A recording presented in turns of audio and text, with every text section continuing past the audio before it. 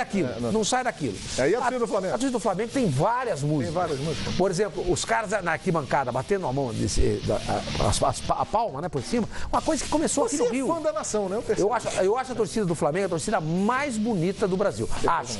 Mas acho que a torcida do Corinthians, com todo esse jeitão dela, é a torcida mais fiel. Sim, a torcida do Flamengo, se o Flamengo estiver perdendo o jogo, 30 do segundo tempo, ela vai embora. Porque no dia seguinte tem que trabalhar, meu amigo. A do Corinthians fica até o final. Vou dizer uma coisa pra você. Fica até o final. Tratado sobre... Não, é o jeito que eu vejo, Kessler, é o jeito que eu vejo. Por exemplo, eu me lembro muito bem, eu estava na Rádio Bandeirantes nessa época, foi entrando em 2002, quando o Santos foi campeão brasileiro. Estavam juntos. Santos e Corinthians no Pacaembu, lembra? O Santos gol de 4-2, aquele gol de Alberto de bicicleta. O Santos abriu 4-0. Com 10 minutos do segundo tempo. O torcedor do Corinthians não saiu do campo. Não sai, é fiel, né? Pega a final do Flamengo contra o Santo André aqui no Maracanã. 2-0 pro Santo André. Aí já... Quando deu mais ou menos 15 segundo tempo, os caras foram tudo embora. Então, por exemplo, essa coisa de fidelidade, a torcida do Corinthians tem muito. Sim, é entendeu? fiel. Agora, a beleza, a alegria, a torcida do Flamengo é muito mais bonita, entendeu? Perfeitamente. Então, tem muito disso aqui. Então, montou um time, vai ser campeão. Então você acha que isso tudo fez com que o elenco fosse super valorizado? Contaminado, não negativamente, sabe? Superestimaram demais o Flamengo. Não é tão bom como parece? Exato. O Flamengo tem um problema histórico que é você multiplica tudo, o bom e o ruim. Sim, é verdade. Entendeu? O bom é bom demais, o ruim é ruim demais. E não é assim. Não há um equilíbrio. Exemplo, não há um equilíbrio. Maurinho é seleção, isso atrapalha o Flamengo. Atrapalha no dia a dia. Mas acho que tem a ver com isso que o senhor está falando. É tudo over. O Bino é melhor que tu. E isso faz mal ao desempenho do clube. Agora, não, mas faz parte da brincadeira. Uma crítica com a qual eu não concordo que o Tchouaméni fez, só uma lembrança.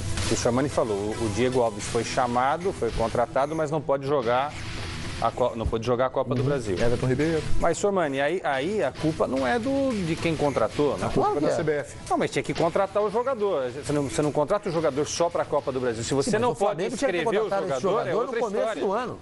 Mas não dava. Às vezes é a contingência do... Eu não sou pago para isso. Eu não sou pago o início do ano é a metade do ano na Espanha. Sim, então só daria para trazer o jogador. Se só dá para trazer o jogador na metade do ano, então você tem que pensar numa outra alternativa. Mas não tem jeito. Era claro que com o Muralha... Eu sei, sabe, eu estou entendendo o que você está falando. Você precisa entender o que eu estou falando. É o seguinte, na metade do ano não dá para você trazer o jogador porque a inscrição na Copa do Brasil está encerrada. Então você não pode contratar na metade do ano. Você tem que contratar no começo do ano. A inscrição terminou em abril. Exatamente. E para a próxima temporada deve mudar. Se você deixar para contratar no meio do ano, o clube lá de fora não libera, porque é a metade do ano deles. Eu sei, mas contrata um outro jogador. Aonde? Não sei, eu não sou pago para isso. Eu não sou pago para isso, eu sou pago para analisar. Na minha opinião, houve uma falha de planejamento do Flamengo. Eles não contrataram um goleiro no começo do ano. O problema é que eles acreditavam no Muralha. Eles contrataram o Muralha no início do ano passado. Ele virou titular do Flamengo, foi para a seleção brasileira. Então o Flamengo virou o ano com um goleiro de seleção brasileira, que tinha ido bem no Figueirense e bem no Flamengo. A avaliação foi essa. Ao longo do ano ele não se manteve em bom nível.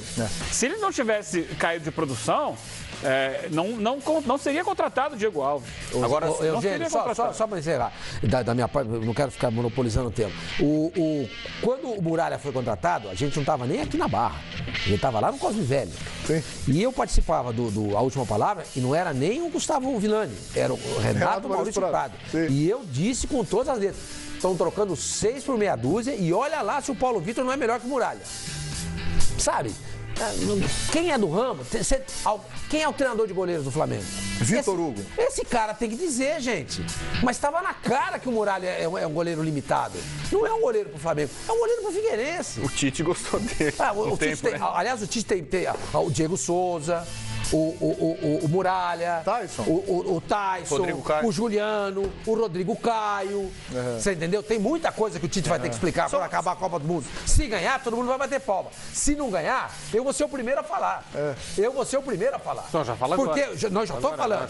Eu não consigo entender a convocação. Não consigo entender a convocação do Tyson, não consigo entender a convocação do Juliano, não consigo entender a convocação do Diego Souza, não consigo entender a convocação do Tardelli, do Muralha, do Everton. Não consigo. O Diego, tudo bem, o Diego tem um histórico, já jogou na Europa, tem títulos, tem estofo, tá? tá jogando mal agora, mas quem sabe na Copa do Mundo possa ser importante. Foi o único que o Zico aliviou ali, hein? Então, é sobre isso que eu quero falar. Eu quero interpretar o que o Zico, o Deus da nação... O Deus da nação? Ele só poupou o Diego. Só poupou o A gente estava discutindo agora sobre Guerreiro contra a Borja. Sim.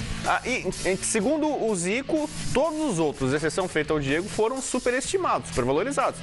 O Guerreiro tá nesse bolo. Ele citou nominalmente o Everton Ribeiro. Ele falou do o Everton Ribeiro ainda falou não... do Guerreiro. Mas assim, eu acho que na cabeça do Zico, pelo que eu tô entendendo, é o seguinte. O Guerreiro não é tudo isso. Na cabeça do Zico. O Guerreiro chegou... Quando teve a Aeroflá? O Aeroflá foi pra apresentação de quase todo mundo. Everton Ribeiro, para o aeroporto. Diego, para o aeroporto. Giovanni, para... Não teve? Guerreiro? Não teve nada disso? Os caras estavam de folga esse dia. Eu lembro do Guerreiro, o pessoal brincando, sacaneando do Corinthians. Pegamos o cara, parece que tinha Era dia do aviador, os caras não foram. Muito bem, olha aqui. Reinaldo Rueda. Qual a opinião do Zico sobre o treinador colombiano que está aí há pouco mais de 2 meses aqui trabalhando no futebol brasileiro? Fala aí, Galinho. O Flamengo, a chegada do Rueda, ele consertou uma parte do time, consertou a defesa. E o Flamengo chegou a um ponto que o Zé Ricardo, a meu ver foi a única falha dele, perdeu um pouco a condição de... parou de adotar a filosofia que ele tinha para ouvir muita gente.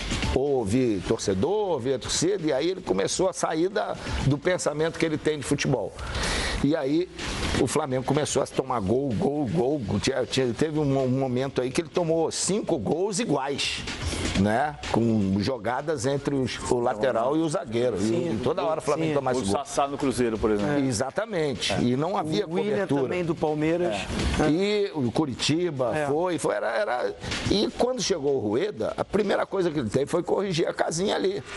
Então corrigiu, fechou, mas o que a gente reclama do time, o que eu reclamo, é a passividade com que você aceita certo tipo de resultado. Então, por isso que eu disse aqui, o Flamengo, esses 2 últimos jogos, teve uma luta maior. O torcedor quer ver o cara brigar, lutar. Não pode sair de campo. Nós perdemos, lá nos próximos vamos melhorar, vamos ver como é que a gente vai corrigir. Não pode, você tem que sair sempre indignado. Indignado, né? Exatamente. E eu acho que a gente não está vendo isso. Então, eu acredito que o Flamengo, pelo aquilo que foi passado, pelo investimento que foi feito, você ter só um carioca é muito pouco. Mas ainda tem chance. Tem lá a Sul-Americana e a classificação para a Libertadores. Perfeito. Falou ali do Rueda, rapidamente, e ele insiste na tecla da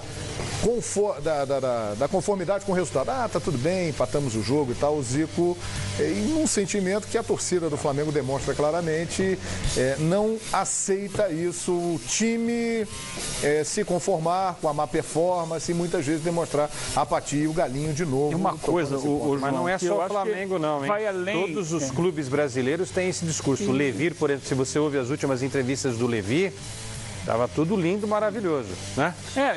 O Abel, a gente citou o Abel aqui no início, adoro o Abel, mas assim, como que a gente não vai falar das coisas que estão erradas no Fluminense? A gente não pode só falar que é o Fla-Flu, que começou 40... minutos antes do início do mundo. A gente também tem que ter o futebol brasileiro está muito assim. Do nada, né? O Zico viveu uma época, como jogador, em que havia uma proximidade maior dos profissionais de futebol com a torcida, com a própria imprensa, e havia uma troca maior ali de energia, de opinião.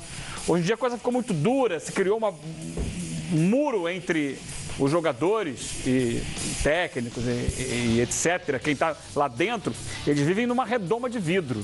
Ninguém se aproxima.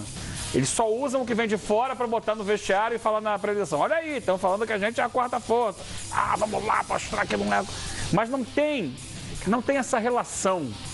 Primeiro, ganham muito mais do que na época do Zico. O Zico hoje teria um salário inimaginável, né? Ganham muito mais, estão mais distantes e estão menos interessados mesmo, menos preocupados com eventuais fracassos. É assim, na época não, o Zico era flamenguista, saiu, jogava pelada na rua, foi treinar, subiu com o time da base do Flamengo, sofreu para começar a ganhar, demorou a começar a ganhar aquela geração do Zico, né? Desde 70, 72 ele jogando no time, só começou a ganhar título em 78. Então ele sofreu muito mais até chegar a um estágio superior. Hoje em dia não, hoje em dia são profissionais, muito bem pagos, Ok, perdi. Já com a vida ganha. Eu tento ganhar. Vou sair daqui, vou para minha casa tranquilo, vivo bem. Se não der certo aqui no Flamengo, amanhã eu tô no outro clube, vou continuar ganhando bem. Tem um bom empresário. Exterior e tal, e segue a minha vida. Essa é a diferença. E aí passa por tudo, não é só o Flamengo, não. É o futebol, né? O futebol, Muito bem. Vamos então falar agora de campo e bola. Amanhã tem Fla-Flu no Maracanã, Flamengo, Ricardo Lai. É nesta quarta-feira que o Flamengo decide a vaga para as semifinais da Conmebol Sul-Americana contra o Fluminense e no clássico sem o seu principal jogador. O Paulo Guerreiro não foi relacionado, está fora da partida. Em uma conversa com a comissão técnica, disse que ainda não se sente seguro o suficiente para poder atuar. Ele que tem um edema na coxa esquerda e não foi relacionado pelo técnico Reinaldo Rueda, que deu uma entrevista coletiva após mais um treinamento fechado aqui no Ninho do Urubu e claro que lamentou a ausência do peruano para essa partida decisiva da Sul-Americana. Ele quer jogar, me lo manifestou, quer jogar, mas hoje tentou e não sentiu toda a segurança, a autoconfiança para poder estar na relação de jogadores para amanhã. Eu creo que é compreensível. Eu quero, eu le decía, eu falava com o médico, com o Dr. Tanure, eu le decía, yo a Paolo lo quiero así sea enyesado, lo quiero en la cancha, así sea con yeso, ¿no? Pero lo quiero en la cancha porque tiene gol y Flamengo es un equipo que genera muchas situaciones de gol.Nosotros generamos contra São Paulo 12 situaciones de gol, contra Fluminense 10, contra Vasco 14. O Flamengo tem a vantagem, venceu por 1-0 na partida de ida e o técnico Reinaldo Rueda fez um alerta ao elenco rubro-negro, evitar o excesso de confiança. Cada día hay que escribir una nueva historia, ¿no? Eso no puede tomarse. El fútbol es una dinámica de día a día y tenemos un gran respeto por el rival.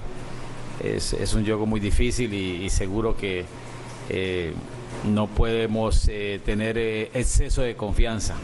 Depois da Sul-Americana tem o Campeonato Brasileiro contra o Grêmio, domingo em Porto Alegre. E o técnico Reinaldo Rueda ainda nutre alguma esperança de contar com o peruano por alguns minutos dessa partida. Ricardo Lai para o Fox Sports.